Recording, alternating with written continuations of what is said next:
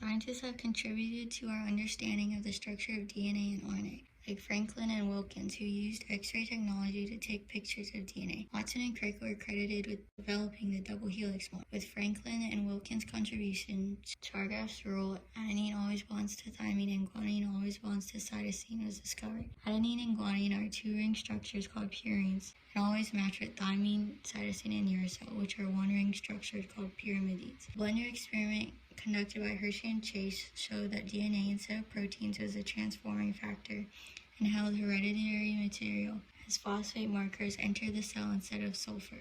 DNA is unzipped by helicase, which moves down the double helix following topoisomerase, who prevents supercoiling. The leading strand of the original DNA will create a continuous complementary strand since it builds in the direction the helicase is unzipping. DNA polymerase III will be used to start DNA synthesis at the 3' end of the leading strand. The lagging strand will create Okazaki fragments.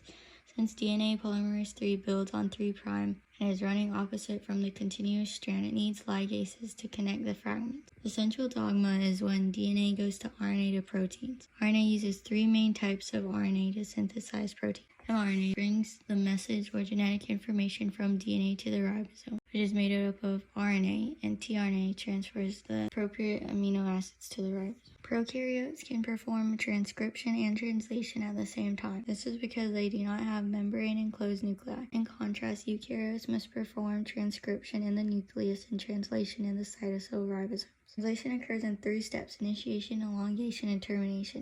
Regulatory sequences of DNA interact with regulatory proteins for gene regulation. Multicellular organisms regulate gene expression to maintain internal conditions by controlling specific cells. Unicellular organisms regulate gene expression for flexibility and reversibility to adjust levels of enzymes for synthesis and digestion. Cell specialization is the process of cells becoming differentiated to have individual functions. An example of this is the muscle and nerve cells, which contain tissue-specific genes that lead to different gene expression and proteins when turned on. This allows for differentiation of cells based on their function in the body.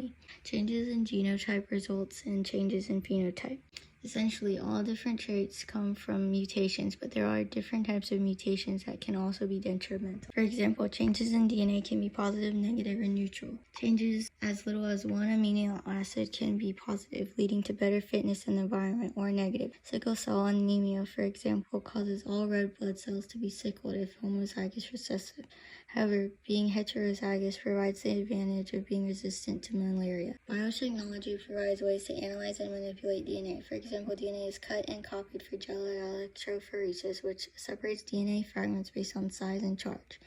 Through this technique, scientists can diagnose disease, track paternity, and identify fingerprints by comparing base pair lengths. Additionally, genes can be used to transform bacteria to produce human proteins and to modify food to have certain benefits.